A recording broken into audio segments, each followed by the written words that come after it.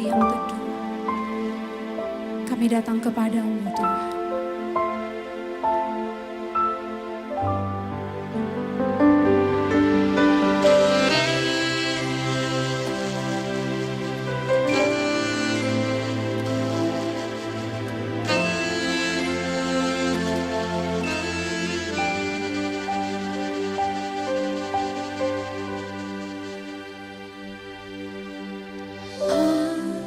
Hatiku terarah padamu, pikiranku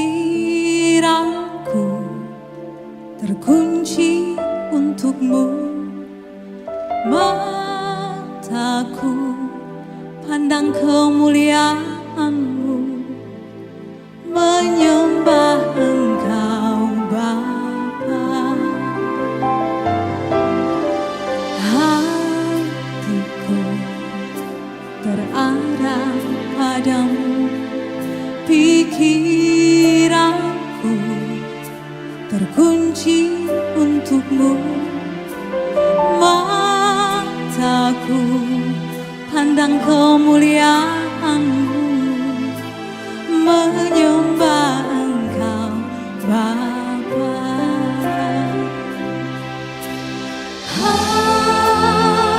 Hadiratmu besertaku, kekudusan-Mu menaungiku, penuhiku sekarang. Hadirat-Mu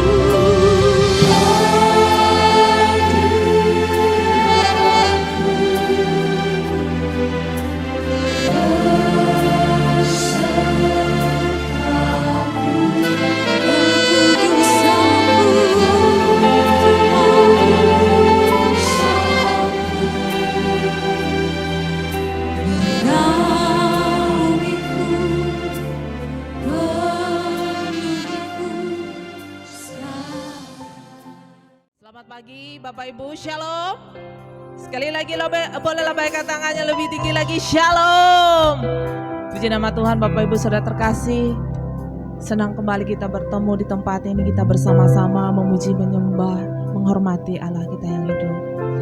Sebelum kita memulai ibadah kita pagi hari ini, saya berdoa dan kasih, mari Bapak Ibu, saya untuk berdiri, kita bersama-sama mengucapkan pengakuan iman rasuli.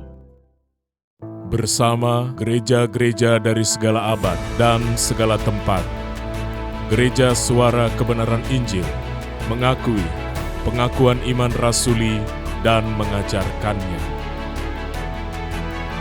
Aku percaya kepada Allah, Bapa yang Maha Kuasa, Khalik langit dan bumi, dan kepada Yesus Kristus, Anaknya yang tunggal, Tuhan kita, yang dikandung daripada Roh Kudus, lahir dari anak darah Maria, yang menderita sengsara di bawah pemerintahan Pontius Pilatus, disalibkan, mati dan dikuburkan, turun ke dalam kerajaan maut. Pada hari yang ketiga, bangkit pula dari antara orang mati, naik ke surga, duduk di sebelah kanan Allah, Bapa yang Maha Kuasa, dan akan datang dari sana untuk menghakimi orang yang hidup dan yang mati. Aku percaya kepada Roh Kudus, gereja yang kudus dan am, persekutuan orang kudus, pengampunan dosa, kebangkitan orang mati, dan hidup yang kekal. Amin.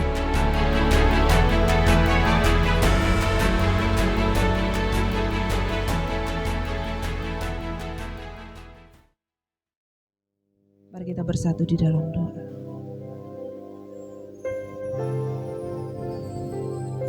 Bapa kami yang ada di dalam kerajaan surga, kami bersyukur Tuhan buat kesempatan kami boleh ada di tempat ini Tuhan. menyembah Engkau, menghormati Engkau ya Bapa. Hadirlah Tuhan di tempat ini. Jamah setiap kami. Berkati kami ya Bapa. Puaskan haus rindu jiwa kami akan Engkau. Inilah doa dan permohonan kami ya Bapa. Kami berdoa dan mengucap syukur di hadapan-Mu. Amin. Mari Bapak Ibu sekalian untuk berdiri. Boleh kasih jabat tangan kiri kanan. Kita bersuka di hadapan Tuhan. Biarlah hidup kami Tuhan hanya untuk menyenangkan-Mu. Aku ingin membuat Kau tersenyum Tuhan atas hidupku. Amin. Ku ingin buat-Mu tersenyum saat memandang diriku. Ku hanya ingin Engkau bangga memiliki anak serupa gambar-Mu, Bapa. Ku rindu senangkan hati-Mu di sepanjang jalan hidupku. Setiap saat, setiap waktu jadi berkat untuk kemuliaan-Mu, Tuhan. Sampai Kau dapatiku berkenan di hadapan-Mu, ku kan terus berjuang selama masih ada waktu dan kesempatan. Hidupku senangkan-Mu sampai Kau dapatiku berkenan di hadapan-Mu, ku kan terus berjuang selama masih ada waktu dan kesempatan. Hidupku senangkan-Mu. Mari coba Tuhan lebih lagi katakan, ingin buat-Mu tersenyum Bapa. Haleluya. Ingin buat-Mu tersenyum.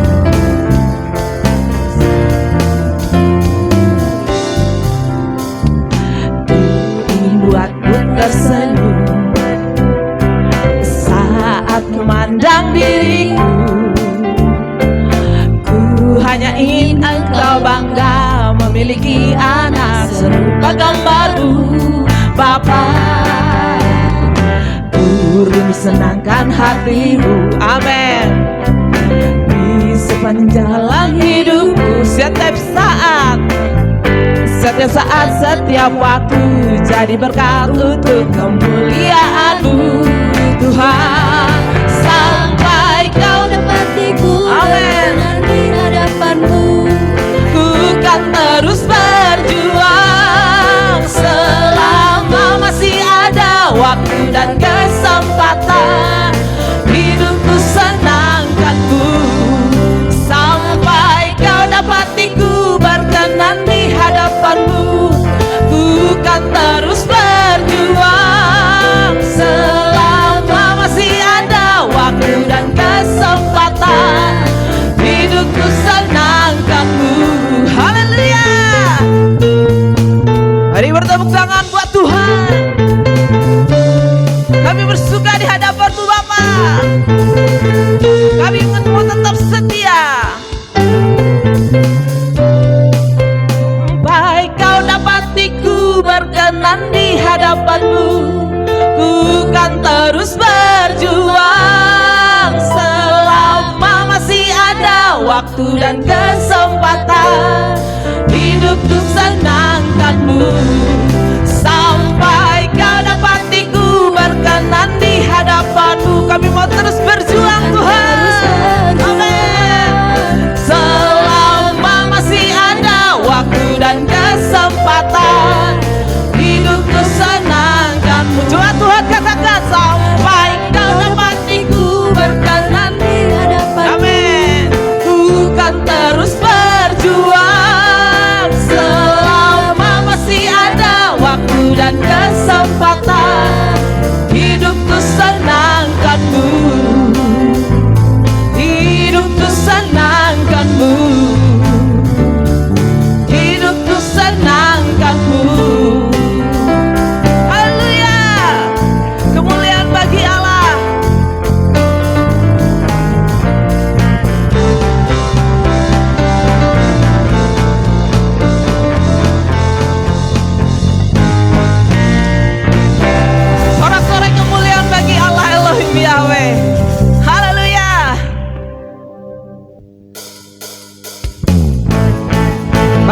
bersama-sama naikkan pujian baru ini di hadapan Tuhan.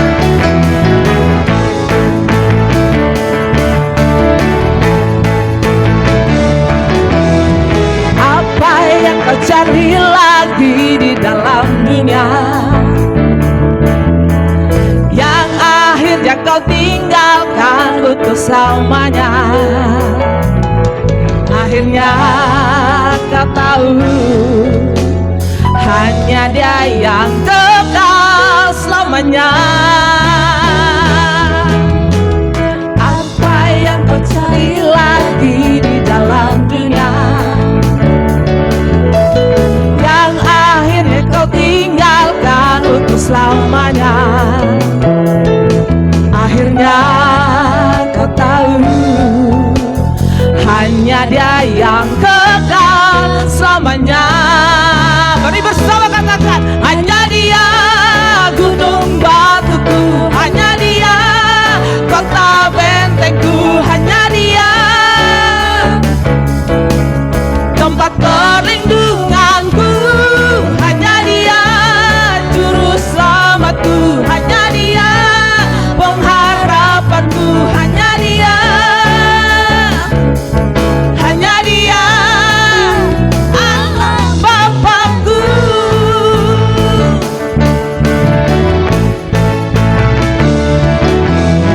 Apa yang kau cari lagi di dalam dunia, tinggalkan untuk selamanya. Akhirnya kau tahu hanya Dia yang kekal selamanya. Hanya Dia gunung batuku, hanya Dia kota bentengku, hanya Dia tempat perlindunganku, hanya Dia juru selamatku, selamatku, hanya Dia, pengharapanku, hanya Dia, hanya Dia Bapakku. Haleluya.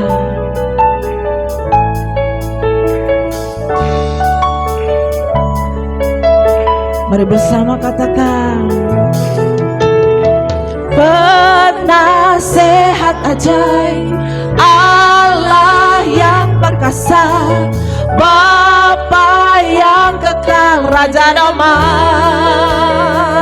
Lebih lagi katakan, penasehat ajaib, Allah yang perkasa, Bapa yang kekal, Raja damai. Mari semua GSKI Bukit Raya katakan, penasehat ajaib, Allah yang perkasa, Bapa yang kekal, Raja damai. Sekali lagi katakan dengan iman, penasehat ajaib, Allah yang perkasa, Bapa yang kekal, Raja damai. Mari bersama katakan, hanya Dia gunung batuku, hanya Dia kota bentengku, hanya Dia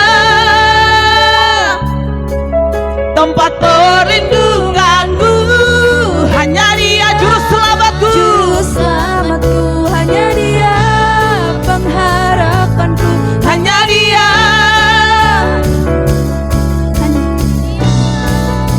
Allah hanya Dia gunung batuku, hanya Dia kota bentengku, hanya Dia amin, tempat perlindunganku, hanya Dia juru selamatku, hanya Dia pengharapanku, hanya Dia, hanya Dia Bapakku.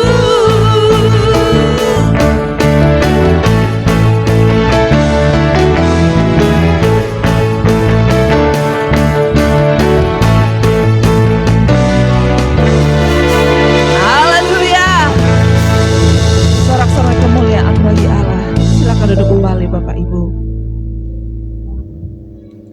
Mari fokuskan keberadaan kita. Ya Bapa, hanya Engkaulah juru selamat kami satu-satunya.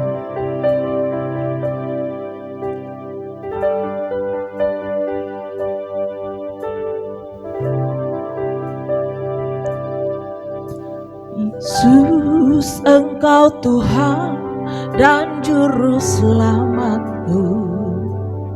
Kau telah mati tebus dosaku. Yesus, Engkau Tuhan dan juru selamatku, Raja segenap Allah, makhluk semua. Yesus, Engkau Tuhan dan juru selamatku. Kau telah mati tebus dosaku. Yesus, Engkau Tuhan dan juru selamatku, Raja segenap Allah, makhluk semua.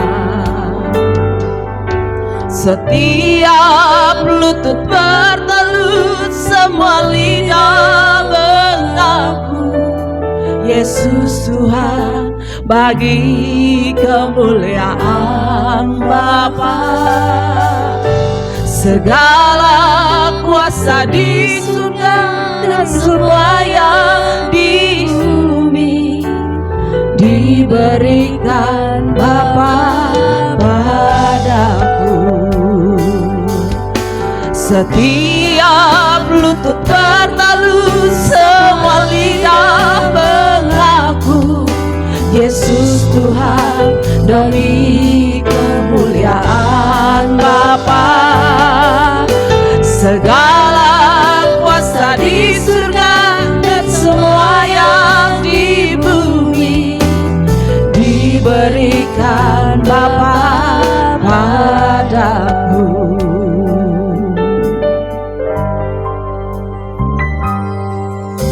Yesus, Engkau Tuhan dan juru selamatku. Kau telah mati tebus dosaku. Yesus, Engkau Tuhan dan juru selamatku, Raja segenap alam, makhluk semua. Setiap lutut bertalut, semua lidah mengaku Yesus Tuhan, demi kemuliaan Bapa. Segala kuasa di surga dan semua yang di bumi diberikan Bapa padaku. Setiap lutut bertalu, semua lidah mengaku Yesus Tuhan, bagi kemuliaan Bapa. Segala kuasa di bumi dan semua yang di bumi diberikan Bapa padaku. Kau memerintah kerajaan surga dalam keagungan Bapa. Kau memerintah kerajaan surga selama-lamanya. Kau memerintah kerajaan surga dalam keagungan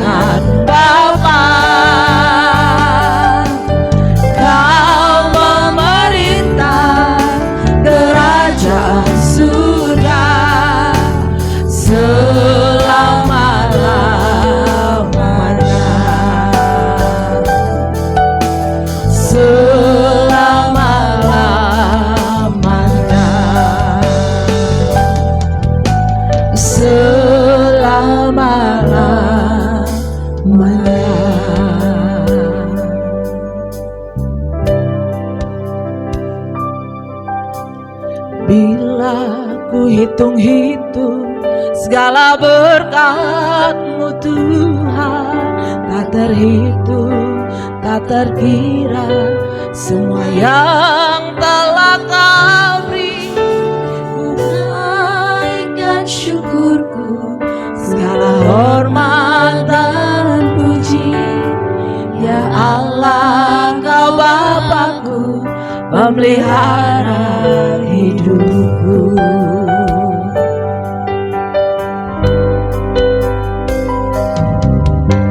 Bila ku rasa selalu kehadiran-Mu Tuhan, penghiburan kala susah, kekuatan kala lemah, Kau beri kuat padaku, kehangatan kasih-Mu.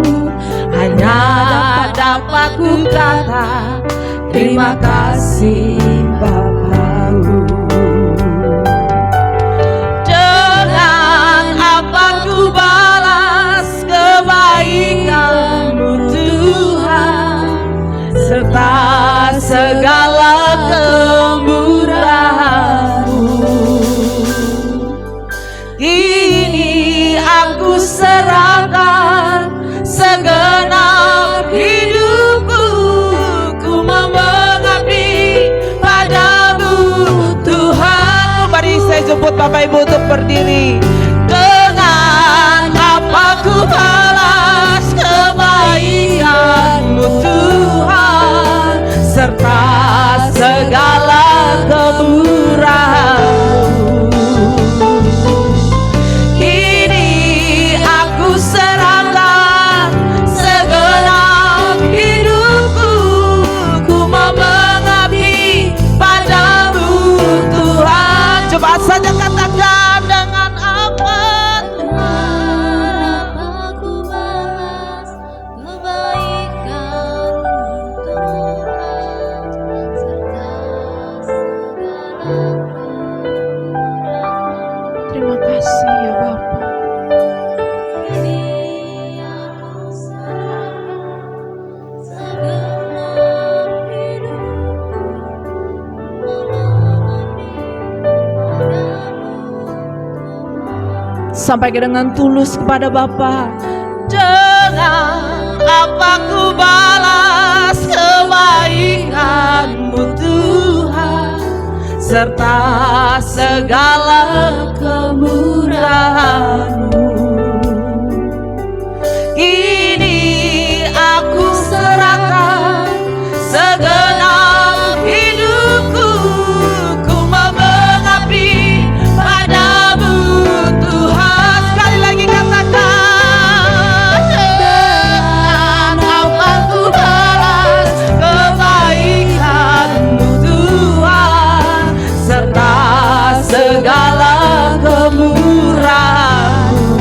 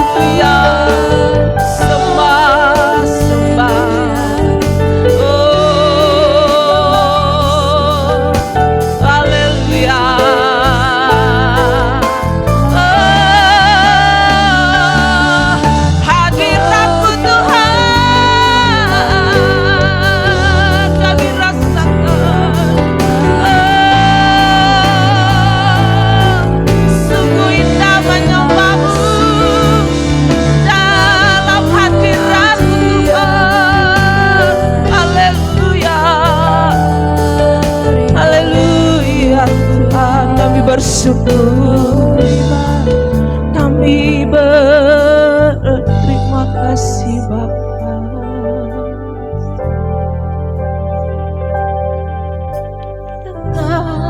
Apa ku balas kebaikan-Mu Tuhan, serta segala kemurahan-Mu. Kini aku serahkan segenap hidupku, ku mau mengabdi padamu Tuhan. Lebih lagi katakan dengan tulus, serta apa ku balas kebaikan-Mu Tuhan, serta segala kemurahan. Bersama kita akan mendengarkan kebenaran firman Tuhan. Ini aku serahkan segenap hidupku, ku mau mengabdi padamu Tuhanku,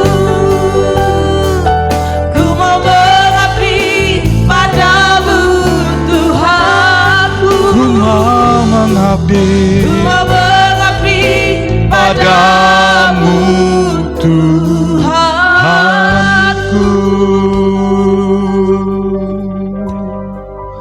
Haleluya. Kami bersyukur untuk waktu yang Tuhan berikan buat kami. Satu kesempatan untuk terus kami boleh belajar mengisi pikiran kami dengan kebenaran, supaya kami boleh merangkai setiap kebenaran demi kebenaran, mengubah karakter hidup kami. Semakin kami berubah dan memuaskan hati Bapa, itu tujuan kami berkumpul pagi hari ini ya Tuhan. Kiranya Roh Kudus menuntun setiap kami, menolong setiap kami, supaya kami memperoleh pesan Tuhan. Hamba mohon izin berbicara tentang Engkau. Hamba mohon izin memberitakan kebenaran yang Tuhan telah berikan. Dan biarlah apa yang keluar dari mulut hamba hanya memberitakan kebenaran-Mu saja. Di dalam nama Tuhan Yesus, haleluya, amin. Silakan duduk Bapak Ibu sekalian. Shalom, puji Tuhan. Kesempatan pertama saya diberi untuk memberitakan kebenaran di tempat ini, puji Tuhan. Kira-kira 10 tahun yang lalu, Kota Palangkaraya menjadi tempat di mana saya dijaring oleh Tuhan. Di sebelah situ ada Pak Israel Roland. Program beliau di radio telah menangkap saya, sampai akhirnya saya melayani Tuhan hari ini. Pada waktu itu kalimat pertama yang saya dengar dari Pak Eras, kalau kita tidak menjadi seperti Kristus, kita gagal jadi orang Kristen. Kalimat itu begitu menyentak dan terngiang. 10 tahun kalimat itu tidak hilang dari otak saya. Seperti menggema. Terus menggema dan kemudian membawa saya sampai kepada titik ini. Tidak ada yang kebetulan Bapak Ibu. Ya, tidak ada yang kebetulan. Dan saya bersyukur hari ini saya bisa diberi kesempatan untuk memberitakan kebenaran firman Tuhan. Anda siap dengar firman Tuhan Bapak Ibu? Amin. Mau berubah? Kalau enggak mau berubah percuma Anda dengar. Kita harus punya niat untuk berubah lebih dahulu. Kalau Anda masih main-main dengan hidup, Anda benar-benar jadi manusia yang paling konyol di bumi ini. Karena kalau Anda tidak mau berubah, Anda tidak punya niat berubah, Anda hanya akan jadi bahan bakar neraka Bapak Ibu. Kalau Anda tidak mau berubah. Saya mendengar ada istilah menunda untuk berubah, menunda untuk bertobat. Sebenarnya tidak ada orang menunda bertobat. Yang ada pada waktu itu dia tidak mau bertobat. Jangan berusaha untuk melunakkan setiap kelemahan kita, tapi kita harus keras terhadap diri kita. Ya. Jadi kita ini mengerti kita punya Allah yang dari dulu, sekarang, dan sampai selama-lamanya tidak akan pernah berubah. Ya. Jadi Allah menciptakan Anda dan saya itu punya tujuan, punya harapan, punya keinginan. Kalau Bapak Ibu memanggil Bapak Allah itu sebagai Bapak, atau memanggil Dia yang kuasa itu sebagai Allahmu, tetapi engkau tidak sedang melakukan keinginan, kehendak, dan rencananya, engkau tidak layak memanggil Dia sebagai Allah. Ya. Allah itu adalah penguasa, pemilik dari segala sesuatu, yang keinginan, kehendak, dan rencananya harus terlaksana. Kalau Anda tidak mau melaksanakan, Anda tidak layak menyebut Dia sebagai Allah. Nah, ada yang tidak setuju dengan saya? Saya memperbolehkan Anda protes untuk tidak setuju. Tetapi Tuhan Yesus saja mengatakan, makananku melakukan kehendak Bapa dan menyelesaikan pekerjaannya. Makanan itu hal yang paling pokok. Kalau nggak ada makanan, nggak bisa Bapak Ibu. Ya. Nah, tujuan Allah menjadikan orang percaya itu adalah semakin serupa dengan putra tunggalnya. Putra tunggal yang mana? Putra tunggal yang sedang menjadi manusia. Makanya jadi manusia supaya kita serupa dengan Dia. Dikasih contoh, dikasih model, supaya kita bisa mengikuti Dia. Ya, tetapi manusia banyak yang menolak. Manusia itu menolak. Siapa yang menolak? Yang saya pernah dengar itu begini Bapak Ibu, ya.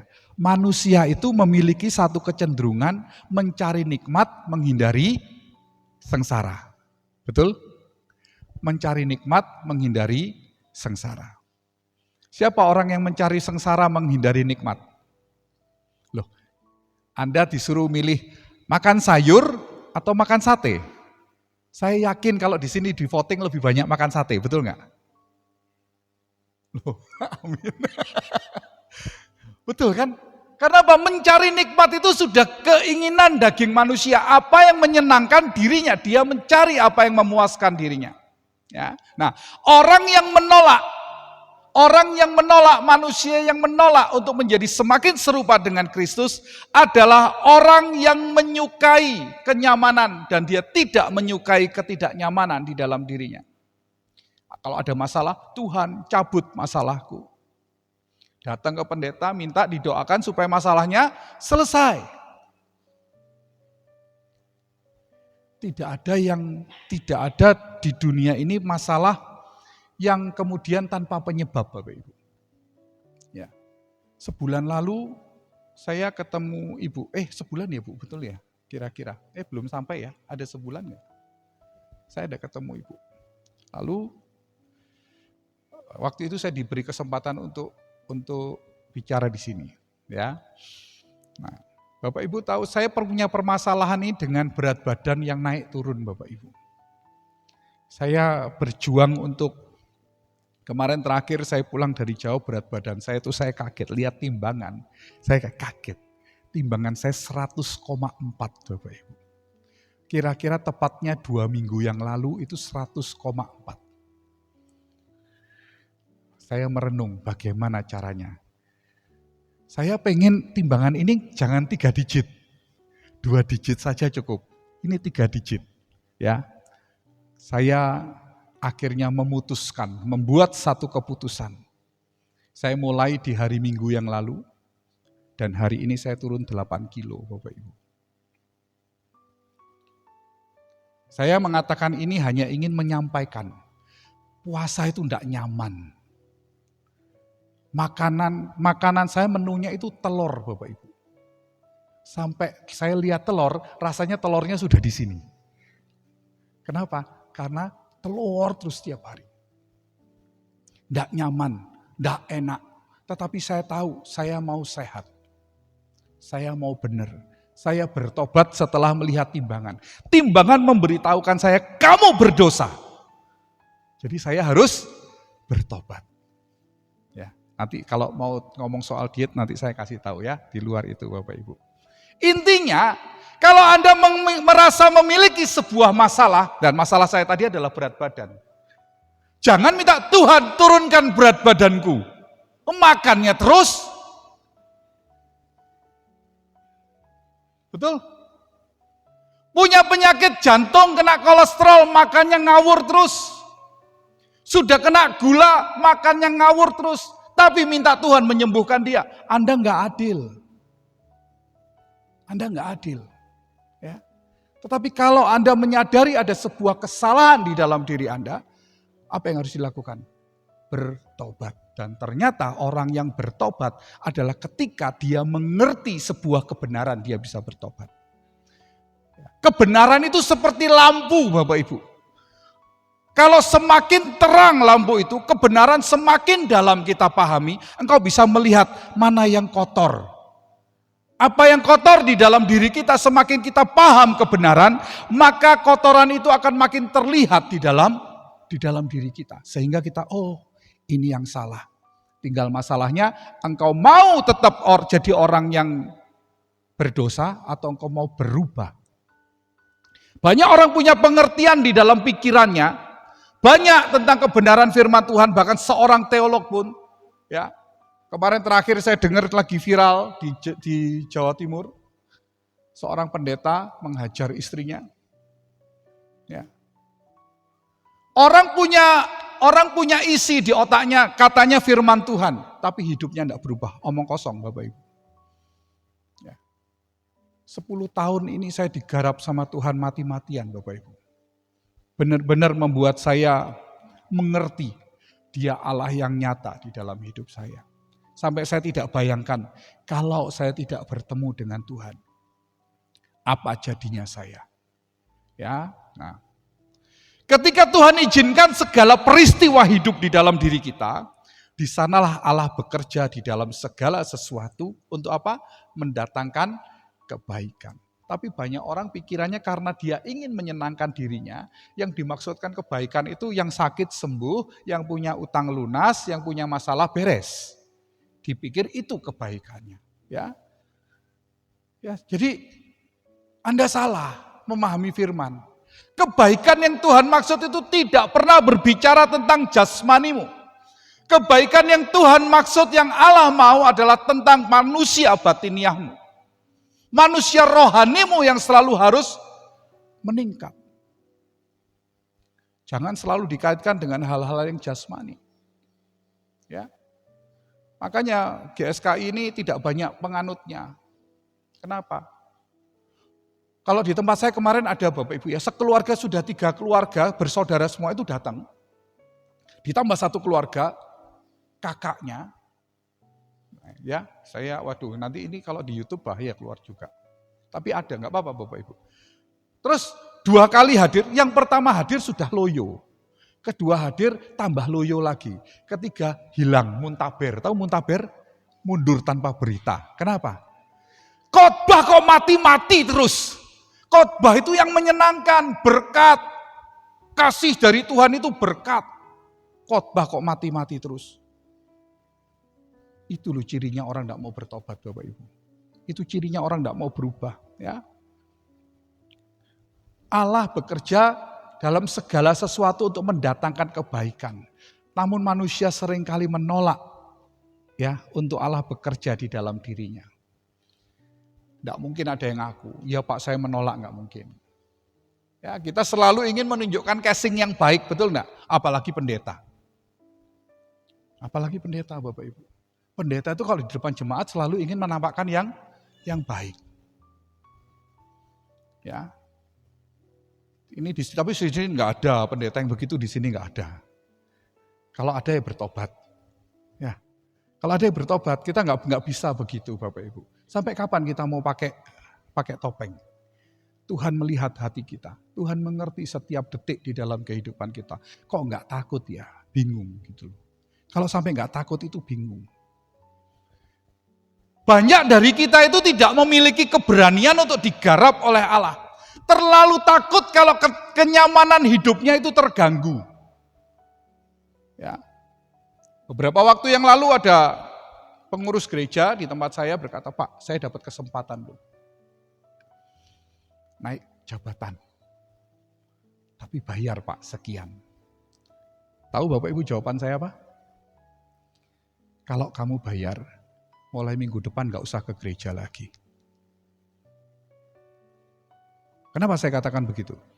Percuma. Saya tidak cari jumlah. Tapi kita mau bergandeng tangan. Untuk sampai ke langit baru dan bumi yang baru. Tidak ada tujuan lain Bapak Ibu. Kalau Anda boleh bisa merasakan, ya, Anda mulai mengalami pengalaman-pengalaman hidup yang semakin menekan hidupmu. Tetapi engkau masih bisa melihat sebuah harapan yang Tuhan Yesus katakan, aku menyediakan tempat bagimu. Wah, hidupmu indah Bapak Ibu. Kenapa? Engkau punya daya tahan yang luar biasa di dalam hidup. Daya tahan yang luar biasa. Yang tidak akan pernah kita bisa bayangkan. Ya. Tapi banyak orang Kristen itu cengeng. Kenapa? Karena terlalu sering diajari, oh Allah itu memberkati. Loh, Allah nggak memberkati gimana caranya? Anda hidup hari ini duduk di sini, Allah itu memberkati loh. Ya toh? Betul enggak? Tapi seringkali orang tidak sadar kalau dia diberkati. Dia mau ngajarin Tuhan bagaimana cara memberkati dia. Pagi-pagi berdoa, Tuhan berikan berkat hari ini. Dia lupa hidupnya adalah berkat. Yang dibicarakannya tentang aku, tentang aku, tentang aku. Tapi tidak pernah bertanya, Tuhan, apa yang Engkau inginkan hari ini aku lakukan. Tapi tentang aku terus. Berkati kalau malam Tuhan suruh jaga satpam. Berkati jagai rumah ini. Apakah Tuhan lupa menjagai Anda? Apakah Tuhan lupa memberkati Anda? Coba kalau seorang anak ketika dia makan pagi dia ngomong sama bapaknya, Pak, nanti siang aku dikasih makan ya. Lalu ketika makan siang ngomong, Pak, nanti malam aku dikasih makan ya. Perasaan Anda jadi bapak gimana? Pasti Anda jawab, Nak, memangnya bapak ini pernah gak ngasih kamu makan? Sekalipun kamu gak minta, bapak kasih kamu makan. Kita ngerti seperti itu. Tapi kita selalu ngajarin Tuhan untuk memberkati kita. Anda tidak perlu ngajarin Tuhan untuk memberkati Anda, Bapak Ibu. Tuhan tahu sebelum Anda meminta apa yang Anda butuhkan. Tapi Tuhan tahu apa yang Anda butuhkan dan apa yang Anda inginkan. Ya. Jadi tidak perlu ngajarin Tuhan. Yang harus Anda perkarakan adalah apa yang Bapak, yang Allah butuhkan di dalam hidup kita. Apa yang harus kita lakukan, apa yang Allah inginkan di dalam hidup kita. Supaya kita bisa memenuhi keinginan rencananya. Kehendaknya di dalam hidup kita. Apa? Kita mesti tanya. Apa Bapak yang mau Bapak apa? Ya. Bapak Ibu sekalian, bahwa di awal saya katakan kita punya Allah yang tidak pernah berubah. Amin. Amin ya, gak pernah berubah ya. Dari dulu sekarang selama-lamanya gak pernah berubah. Jadi kalau ada orang yang hari ini, tahun ini, setiap tahun berubah-berubah, itu bingung saya. Makanya di GSKI gak pernah berubah ya. Kesucian, langit baru, bumi baru, tanggung jawab gak pernah berubah Bapak Ibu. Kenapa? Ya itu yang Allah mau. Gitu ya. Kalau Allah memberikan suatu pesan, itu tidak bisa ditawar, tidak bisa berubah. Allah itu memberikan pesan yang sangat kuat yang tidak akan pernah bisa ditawar dan tidak bisa berubah. Apa itu? Satu pesan yang tidak pernah akan bisa ditawar dan tidak berubah. Kuduslah kamu, sebab aku kudus. Ya. Lalu kemudian ada teolog mengatakan mencibir. Sok kudus. Emangnya kamu bisa kudus? Mau seperti Yesus? Memangnya bisa seperti Yesus? Bapak Ibu, kalau nggak seperti Kristus, Kristennya bubar. Betul enggak? Tapi mencibir, mana bisa seperti Kristus, mana bisa sempurna. Kalau semua ada di sorga baru bisa sempurna. Buat apa kita jadi hari ini jadi orang Kristen? Kalau semua sudah ditentukan, buat apa hari ini kita memilih untuk setia? Kenapa Tuhan mengatakan bertobatlah, kerajaan Allah sudah dekat? Kenapa Tuhan mesti ngomong begitu? Kalau semua sudah ditentukan, ya. Kekudusan kita, kalau kita menjadi semakin kudus, kita semakin mengerti kehendak Allah, Bapak Ibu. Kalau Anda semakin kudus, semakin suci, Anda semakin mengerti kehendak Allah di dalam kehidupan Anda. Definisi kudus itu seringkali orang mengatakan gini, kudus itu dipisahkan dari yang lain untuk digunakan Allah. Tapi saya memiliki satu definisi yang berbeda, ya. Semoga tidak menyalahi definisi ini. Kudus itu adalah tidak sama dengan dunia karena memiliki kemiripan karakter dengan Allah, itu kudus. Karena dia mirip, semakin mirip dengan Allah. Semakin mirip karakternya Allah. Jadi semakin kudus, semakin bisa disebut mirip, sekarakter dengan Allah. Karena nggak ada standar lain selain kudus. Lalu kemudian bagaimana proses kita menjadi kudus? Proses kita jadi kudus gimana? Jika kudus adalah tidak serupa dengan dunia, karena karakternya semakin mirip dengan Allah, maka mari kita perhatikan perkataan Paulus. Roma 12 ayat yang kedua. Ya kita baca Alkitab ya Bapak Ibu ya, ini kan khotbah Kristen kan ya. Nah, jadi baca Alkitab dulu ya. Roma 12 ayat yang kedua. Oke, bisa ditampilkan? Janganlah kamu serupa dengan dunia ini. Nah, janganlah kamu menjadi, loh kok beda? Roma 12 ayat 2, tuh di sini beda. Nah, loh. Janganlah kamu menjadi serupa dengan dunia ini, tetapi berubahlah oleh pembaharuan budimu, sehingga kamu dapat membedakan kehendak Allah. Apa yang baik, berkenan, dan sempurna. Jangan serupa dengan dunia, berubahlah oleh pembaharuan budimu, supaya ngerti kehendak Allah. Jadi kalau Anda mau mengerti kehendak Allah, Anda harus mengalami apa? Metamorfoste. Perubahan. Metamorfoste itu perubahan yang terjadi setelah Anda bersama-sama, Bapak Ibu. Makanya dikatakan kalau Paulus juga mengatakan jangan sesat. Pergaulan yang buruk merusakkan kebiasaan yang baik. Metamorfoste itu adalah ketika Anda bersama-sama dengan Allah, maka Anda menjadi semakin serupa dengan Allah. Makanya, kalau Tuhan Yesus memilih menjadi manusia, karena dia ingin bersama-sama dengan kita. Setelah Tuhan Yesus pergi, digantikan oleh Roh Kudus. Oleh karena itu, konsep mengenal Allah yang paling masuk akal adalah kekristenan.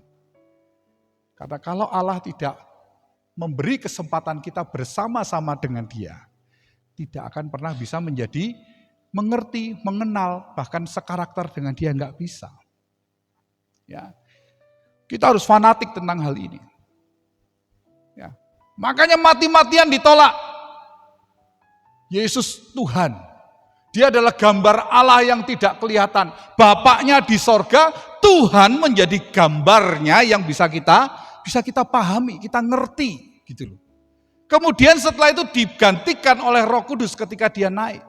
Lebih berguna aku pergi. Supaya roh kebenaran itu dikirim, diutus kepada kita. Bersama-sama dengan kita. Tetapi hari ini orang Kristen menolak pekerjaan Roh Kudus di dalam dirinya. Mereka hanya senang sebuah euforia, didoakan terbah. Hanya seperti itu yang dikejar. Dan itu katanya pekerjaan Roh Kudus. Pekerjaan Roh Kudus itu mencerdaskan Bapak Ibu. Roh Kudus itu akan mengingatkan kita kebenaran. Dia akan menolong kita untuk mengerti kebenaran. Membawa kita kepada segala kebenaran. Orang yang memahami kebenaran, nuraninya baik, pikirannya cerdas Bapak Ibu. Kalau ada orang yang pinter tapi jahat, bukan Roh Kudus pasti. Pasti bukan Roh Kudus. Kenapa? Alkitab ngomong begitu ciri-cirinya. Jadi pinter, Ya. Bagaimana atau apa yang disebut serupa dengan dunia itu? Janganlah kamu serupa dengan dunia ini. Berubah. Harus ada metamorfoste. Sampai dalam satu keadaan anakainose. Menjadi pribadi yang oleh pekerjaan Tuhan sesuatu yang benar-benar baru yang tidak pernah ada sebelumnya. Seperti apa? Seperti Kristus. Tuhan garap kita. Tuhan tolong kita untuk berubah. Yang disebut serupa dengan dunia itu adalah manusia-manusia yang mewarisi cara hidup nenek moyang. Petrus 1 ayat 18. Petrus 1 ayat 18. Waktu saya berapa, Bu? 2 jam ya, Bu? Oh ya, benar. Enggak Bapak Ibu. 1 Petrus 1 ayat 18.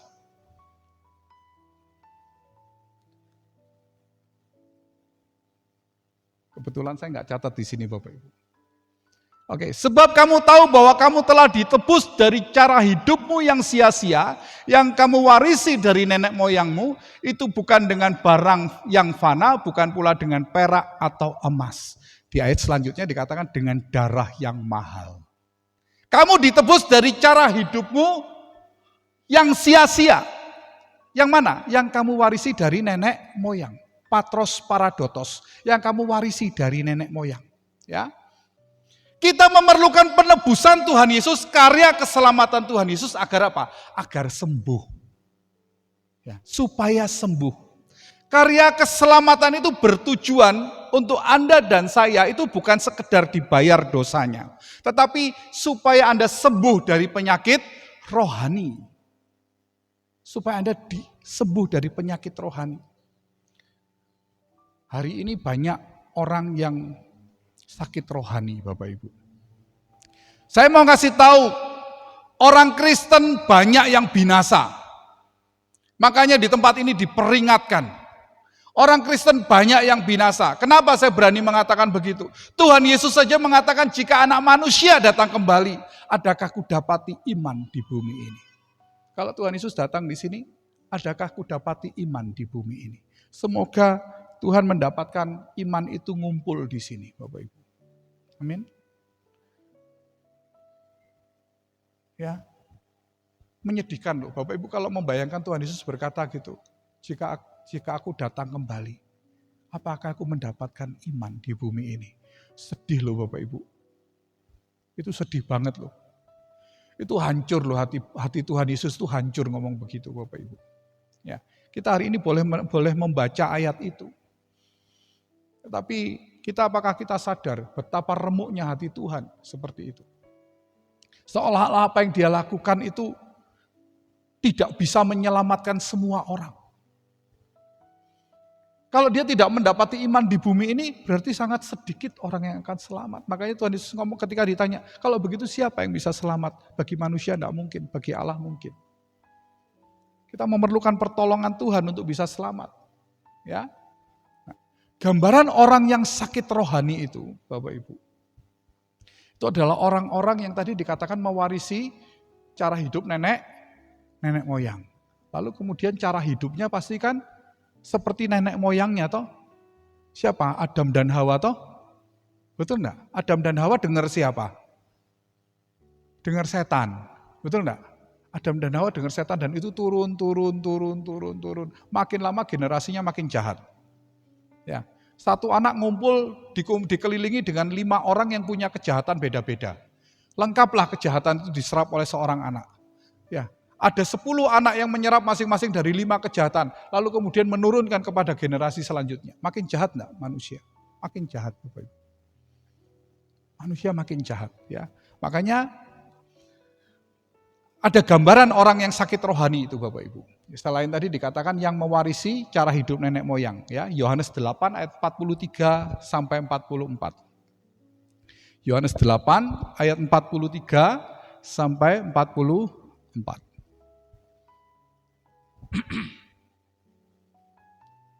Sudah? Yohanes 8 ayat 40. 43. 43. Yohanes 8 ayat 43, 44.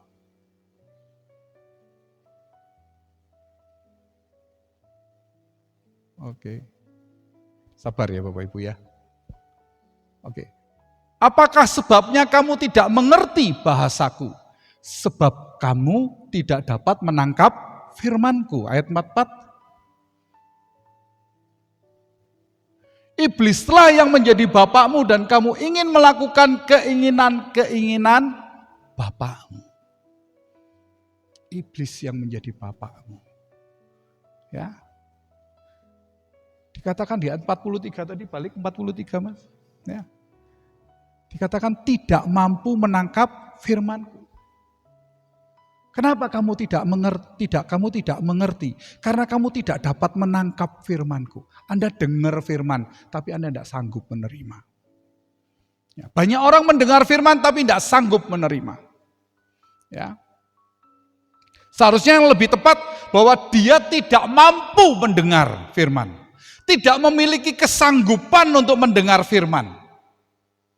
Saya mau tanya satu hal, kalau orang tidak sanggup mendengar firman Bapak Ibu. Ini mengerikan sebenarnya. Anda tahu iman timbul dari pendengaran. Pendengaran oleh firman Kristus. Remato Kristo. Ya. Mendengar dari firman Kristus. Kalau dia tidak sanggup mendengar firman, ya, tidak sanggup mengerti kebenaran firman, punya iman enggak? Punya iman enggak? Bisa ngerti ya maksud saya ya? Kenapa kamu tidak mengerti perkataanku, tidak mengerti bahasaku, di sini dikatakan. Kenapa kamu tidak ngerti sih perkataanku? Karena kamu tidak sanggup, kamu tidak mengerti perkataanku. Kalau engkau tidak mengerti perkataan Kristus, bagaimana engkau memiliki iman? Ya. Jika iman timbul dari pendengaran akan firman Kristus, bagaimana kita bisa punya iman? Makanya iman yang ada yang diajarkan ngawur amburadul. Lihat rumah bagus, berdoa, aku beriman punya rumah seperti ini. Walaupun seolah-olah dia baik ya, walaupun seolah-olah punya tujuan yang mulia, iman hanya dihubungkan dengan yang jasmani. Pertanyaannya, apakah Tuhan pernah membahas tentang hal yang jasmani? Tuhan Yesus gak pernah membahas hal yang jasmani. Ya.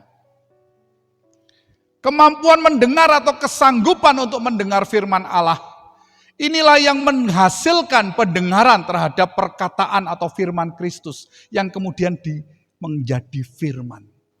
Sehingga ketika seseorang tidak sanggup mendengar firman, cara hidupnya menuruti keinginan bapak yang jahat itu, menuruti keinginan setan. Makanya orang kalau punya iman yang benar, tidak mungkin serupa dengan dunia ini. Orang kalau punya iman yang benar, tidak mungkin jahat.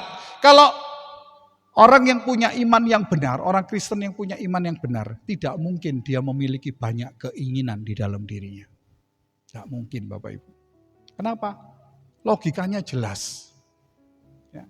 Jadi Anda mau ngomong, oh saya orang Kristen, saya percaya Yesus. Tapi kalau sikapmu tidak berubah, karaktermu tidak berubah, Anda tidak ngerti firman.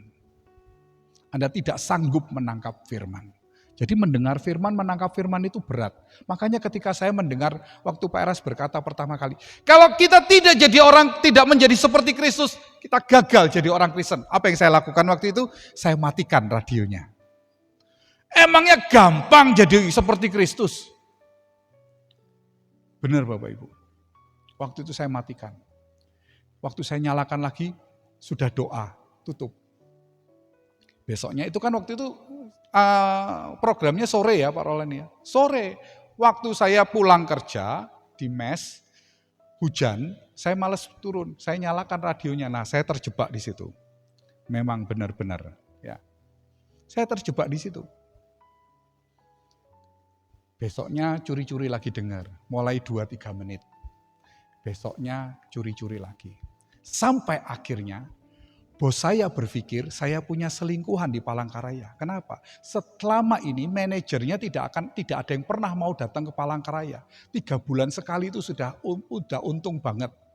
Saya bisa seminggu di Banjar, seminggu di Palangka. Karena saya nggak tahu Radio Kana di Banjarmasin juga menyiarkan, saya nggak tahu. Nggak pernah dengar radio Bapak Ibu. Setiap saya mau dengar, saya bela-belain datang ke sini. Sampai segitunya Bapak Ibu. Sampai akhirnya ketika saya sudah berhenti dari kantor itu, setiap bulan saya datang ke Jakarta untuk ikut seminar. Kalau Bapak Ibu kenal Bu Jane Alexandra, beliau yang mengatakan ini rajin sekali, ini calon hamba Tuhan katanya. Enggak Bu, saya cuma belajar. Makanya ketika saya ditahbiskan saya ngomong, ini gara-gara ibu deh. Ini gara-gara ibu waktu itu ngomong begitu. Saya ingat sekali memori itu karena itu memori yang indah buat saya Bapak Ibu. Memori ketika seorang yang berdosa ini diberi kesempatan oleh Tuhan untuk berubah. Sungguh saya menjadi orang yang paling beruntung di bumi ini. Paling dikasihi di bumi ini. Kenapa? Kalau saya tidak ditangkap oleh Tuhan, mau jadi apa saya? Ya. Orang yang masih cinta dunia tidak akan sanggup mendengar firman, Bapak Ibu. Sekali lagi dengar baik-baik. Orang yang masih cinta dunia, yang masih mempermasalahkan hal-hal yang sepele, masih mempermasalahkan hal-hal yang remeh-temeh, Anda tidak akan sanggup mendengar firman. Ya. Orang yang masih punya banyak keinginan tidak mampu mendengar firman. Akhirnya apa? Hidup kekristenannya hari apa? Hidup kekristenannya kosong.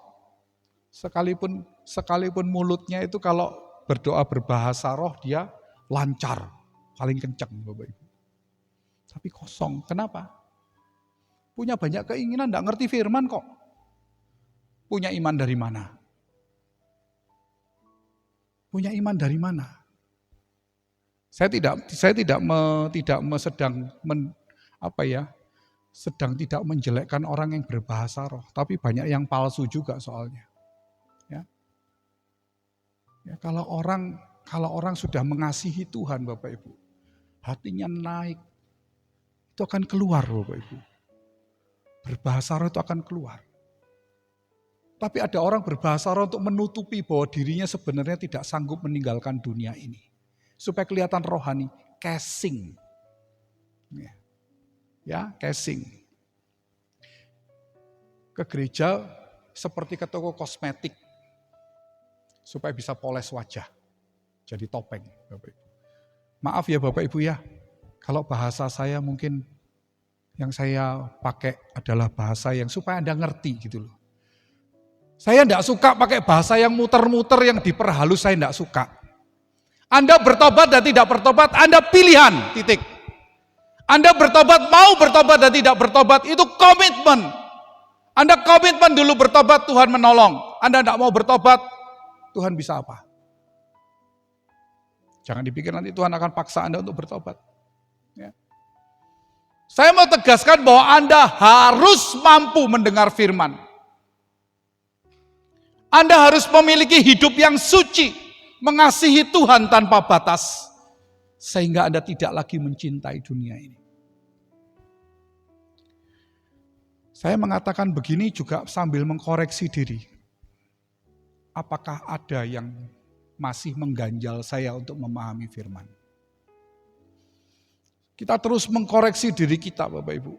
Ya. Ketika Anda tidak mencintai dunia, ketika Anda bisa mengasihi Tuhan lebih dari apapun, ketika Anda mau hidup suci, sungguh-sungguh berjuang hidup suci, baru Anda bisa diperkenalkan oleh Tuhan Yesus kepada Bapaknya. Kalau Anda tidak bisa, Anda nggak mungkin kenal, nggak mungkin nyampe, Bapak Ibu. Ya, jangan dipikir jadi orang yang rajin ke gereja, pelayanan, beragama Kristen, itu otomatis Anda ada di pihak Tuhan dan sudah kenal dengan Bapak belum. Ya, kalau Bapak Ibu dengar khotbah-khotbahnya Pak Eras yang lama, ada satu khotbah yang saya senang, ada dua ya yang saya senang, yang sampai sekarang saya ingat isi khotbahnya. Satu, tujuan hidupku. Ya, yang kedua berada di pihak Allah. Mungkin Pak Israel punya filenya lengkap kali ya. Saya punya file yang cukup banyak, mungkin sekitar 2.500 sampai 3.000 khotbahnya Bapak saya punya. Dan kayaknya saya sudah dengar semua deh. Sudah lulus kalau saya ditanya, saya dengar, saya rasanya saya sudah dengar semua deh. Ya. Jadi kalau kita cek diri kita masih jahat, masih licik, wah bahaya. Ya. Apalagi kalau mulutnya masih suka memfitnah orang, masih suka ngomongin orang, itu paling gampang Bapak Ibu. Ya kemarin saya ada kelas belajar bersama, orang berkata, Pak, kalau tetangga saya bikin dosa itu, saya ikutan, enggak Pak, bisa ikutan berdosa enggak? Pertanyaannya kan rada aneh ya saya pikir. Tapi saya ngomong, bisa. Tetangganya bikin dosa, dia ngomongin tetangganya itu ke tempat lain. Nular kan dosanya kan? Ya, temannya yang di sana satu frekuensi sama dia. Nular juga dosanya. Yang berdosa satu orang, yang ikut tanggung getahnya banyak. Banyak Bapak Ibu. Itu pekerjaan para ibu-ibu. Tapi tidak ada di sini ya. Tidak ada kok di sini ibu-ibu yang begitu, nggak ada. Kalau ada bertobat ya. Kalau Anda tidak mau bertobat, awas saya mau katakan, orang yang tidak mau bertobat hanya jadi bahan bakar neraka. Ya. Tegas Bapak Ibu, tobat nggak tobat. Anda itu cuma milih dua kok, milih Tuhan atau milih setan gitu loh. Hanya itu kok. Nggak ada di tengah-tengah. Ya, nggak ada di tengah-tengah. Jadi kedatangan Tuhan Yesus itu memperkenalkan kita kepada Bapa yang benar. Ya. Kamu mewarisi hidup dari cara hidup nenek moyangmu. Ya. Tapi kita diperkenalkan dengan Bapa yang benar, Bapaknya Tuhan Yesus. Supaya Bapaknya Tuhan Yesus menjadi Bapa kita. Ya. Simak baik-baik, dengar baik-baik. Kalau hidupmu masih serupa seperti anak dunia, Allah itu bukan bapakmu, tetapi setan yang adalah bapakmu. Baca tadi Yohanes 8:44 Bapak Ibu. Ya, saya tidak ngomong sembarangan, ada firmannya, ada ayatnya. Anda mau bantah, silakan berbantah sama Alkitab, jangan sama saya. Ya toh? Ya. Kita itu ditebus, diperkenalkan dengan Bapak yang baru. Nah, Bapak yang baru itu menghendaki manusia yang dibawa kepadanya adalah manusia yang semakin berkenan kepada dia. Penyucian darah Tuhan Yesus, anak domba Allah ini, ya, itu membayar dosa kita dan memberi kesempatan kita untuk diselamatkan. Tetapi ingat, keselamatan itu adalah kesempatan kita untuk dididik oleh Allah. Karena didikan itu yang akan menyembuhkan penyakit rohani kita. Tapi banyak kita tidak mau dididik. Makanya kita ditebus, ya, kita terima firman, kita diberi Roh Kudus, kita digarap. Mana banyak orang yang mau digarap? Oh Pak, kalau jadi orang Kristen itu kita kan anak raja Pak. Diberkati berlimpah-limpah. Ya, semua itu ya ada sih ayatnya Bapak Ibu. Ada sih ayatnya. Tapi maaf ya, itu kayak gini loh. Kayak si Tati tulis surat kepada si Tono, ya. Yang GR si Budi, karena yang kirim surat salah alamat. Paham enggak maksud saya? Ya si Tati, ya tadi siapa? Si siapa tadi? Saya lupa ngarang soalnya. Ya. Mencintai si Tono, kirim surat kepada si Tono. Yang GR si Budi. Kenapa? Suratnya nyasar. Ya itu loh orang Kristen hari ini. Itu tujuannya untuk bangsa Israel, nyasar ke kita hari ini. GR, enggak lihat konteks, enggak lihat alamatnya. Maaf ya, enggak tega ngomongnya. Kasihan. Makanya saya terus tegaskan kalau di jemaat, kita hanya akan membicarakan perkataan Kristus saja karena kita orang Kristen. Titik. Loh, perjanjian lama gimana? Maaf ya, kalau yang enggak dibahas oleh Tuhan Yesus enggak penting. Yang dibahas oleh Tuhan Yesus itu yang paling penting. Karena penting, Tuhan mention kan. Apa yang dimasuk di perjanjian baru itu penting. Maka dikatakan ada tertulis, kuduslah kamu sebab aku kudus, sejak zaman dulu. Sejak zaman dulu. Bahkan sebelum dunia dijadikan, Allah ingin kita kudus. Allah mau menyelamatkan kita dengan mendidik. Kasih karunia itu didikan Bapak Ibu. Orang mengatakan apa? Kasih karunia anugerah itu apa? Oh, jawabannya macam-macam. Tapi sebenarnya apa? Anugerah itu didikan. Enggak percaya? Yuk kita lihat ayatnya ya. Titus 2 ayat 11 dan 12. Titus 2 ayat 11 dan 12. Bapak Ibu ya. Saya masih punya waktu 1 jam 18 menit lagi. Enggak Bapak Ibu ya. Titus 2 ayat 11 dan 12. Kasih karunia Allah yang menyelamatkan itu telah nyata. Mana ya? Titus 2 ayat 11 dan 12.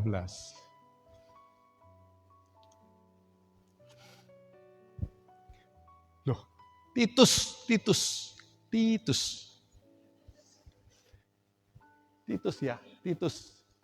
Titus 2. Oke, sebentar. Sudah terlanjur saya matikan soalnya. Ya, itu nyala. Ya, nah, karena kasih karunia Allah yang menyelamatkan semua manusia sudah nyata, ayat 12.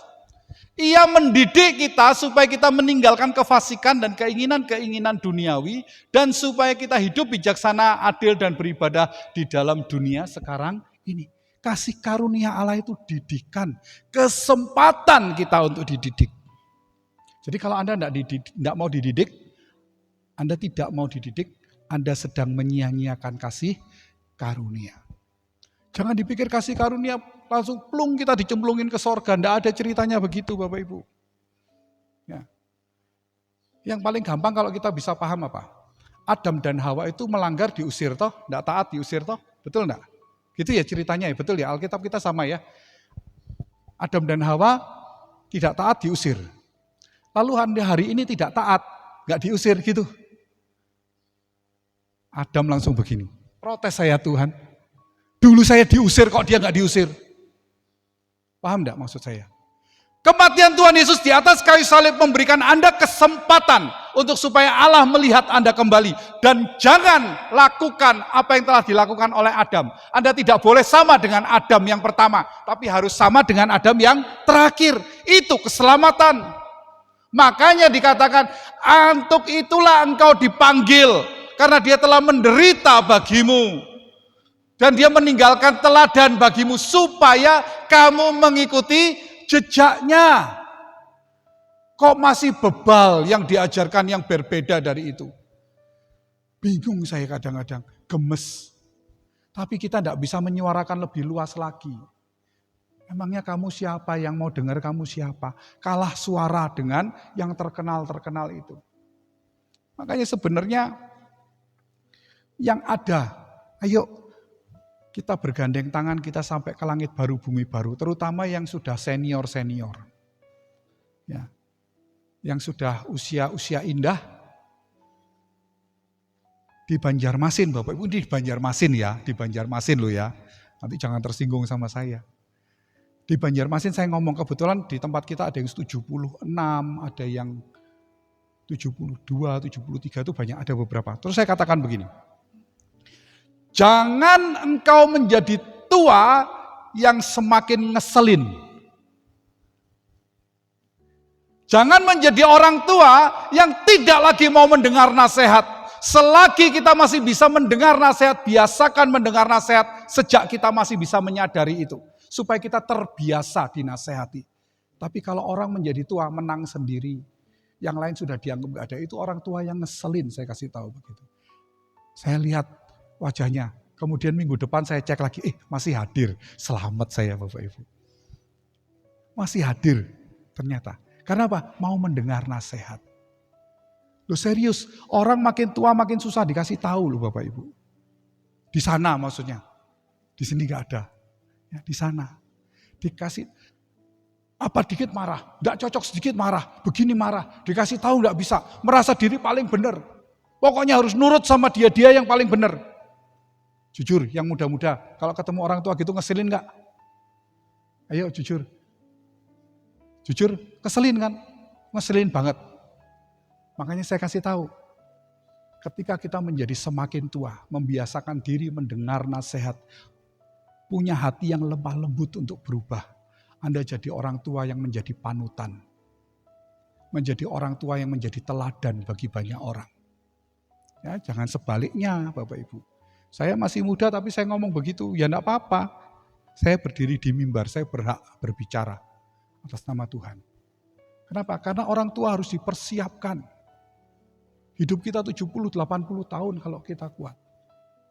Ya, tetapi kalau Anda mengasihi Tuhan, Anda akan meninggal dengan tersenyum, Bapak Ibu. Ya. Manusia ini sudah terlanjur rusak ini, dikehendaki Allah untuk dimuridkan oleh Tuhan Yesus. Bagaimana cara dimuridkan oleh Tuhan Yesus?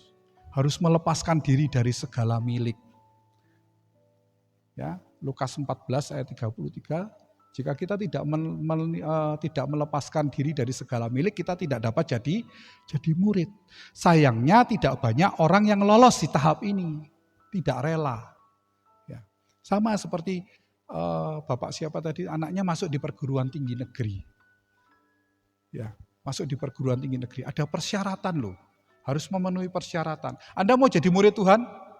Kita ini sekarang sudah ngaku loh jadi murid Tuhan. Tapi kalau Anda masih tidak bisa melepaskan diri dari segala milikmu, segala milik itu bukan cuma ngomong harta, sakit hatimu, yang gampang tersinggung, apalagi yang pokoknya tidak rela begini, tidak rela begitu, masih aku.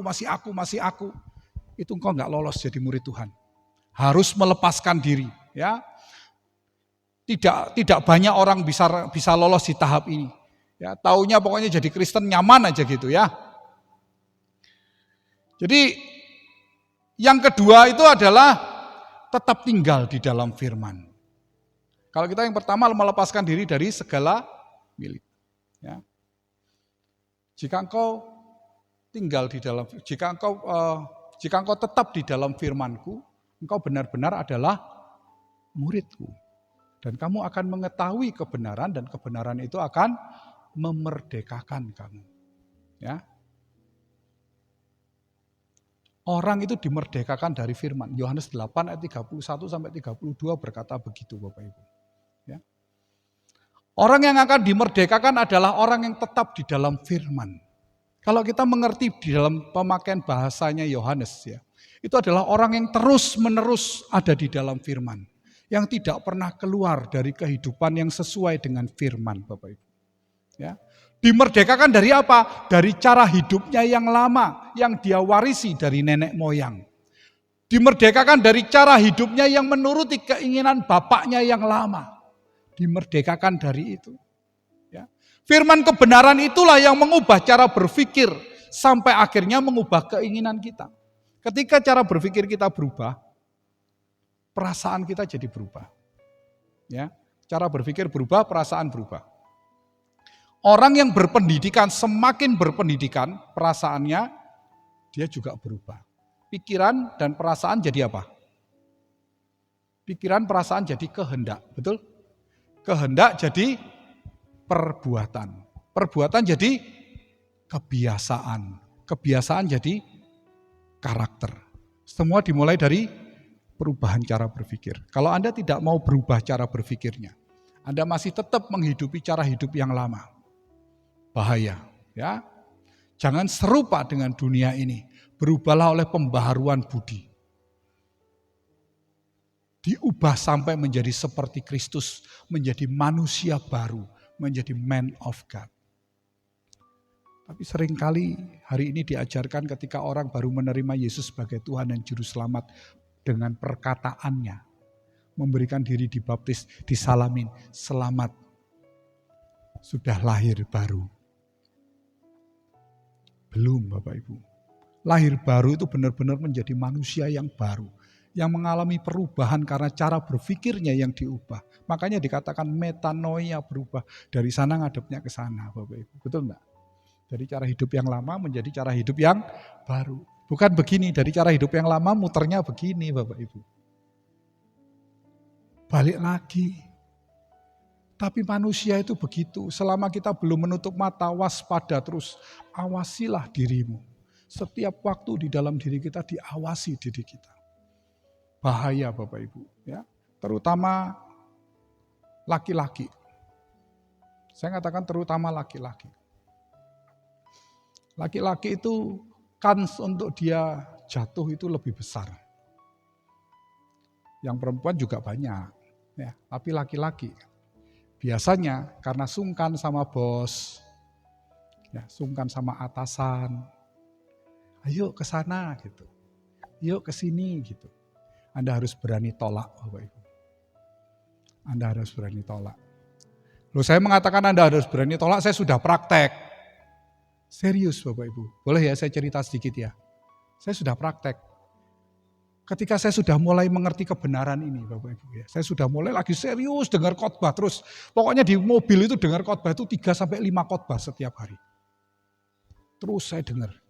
Satu ketika, karena waktu itu saya di alat kesehatan, ya, kerja di alat kesehatan, harus menemani 2 orang direktur untuk menetapkan namanya ngedes, ya, des, untuk menetapkan anggaran mana barang yang dipilih.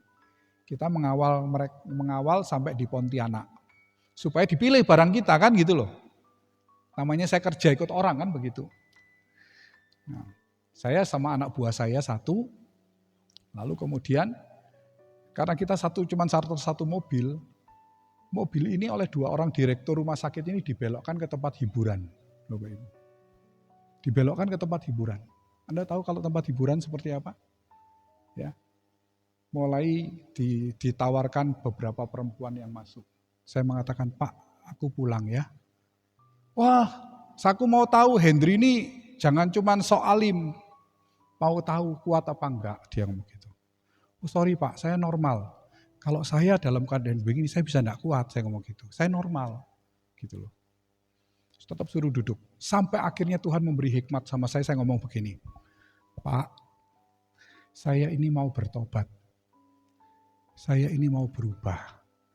Boleh enggak menolong saya untuk menjadi orang yang benar? Saya mau bertobat, tolong bantu saya. Tuhan memberi hikmat itu, tahu enggak? Saya keluar enggak dicegah Bapak Ibu. Bisnisnya juga enggak hilang Bapak Ibu. Sampai hari ini kalau saya ketemu beliau, masih menghormati saya. Kalau kita punya integritas, masa sih Tuhan memaksa kita bikin dosa? Amin. Tuhan tidak mungkin maksa kita bikin dosa Bapak Ibu. Alasan aja tuh. Sungkan sama bos gimana, kalau nanti dikeluarin bagaimana? Itu loh orang yang masih terikat. Lebih baik engkau tidak memiliki dunia ini daripada engkau kehilangan Tuhan. Berani nggak kita ekstrim begitu? Berani nggak ekstrim begitu? Saya sudah praktek. Saya sudah mengerti bagaimana memilih Tuhan. Kita jelas tahulah, sekarang yang di pemerintahan juga jelas tahulah. Kalau pengadaan, ada kan upetinya. Ya kalau didengar KPK paling saya nanti ditanya siapa itu gitu kan. Di 2017 saya masuk di dalam bisnis alat kesehatan, dapat duit gede Bapak Ibu. Tetapi harus nyuap.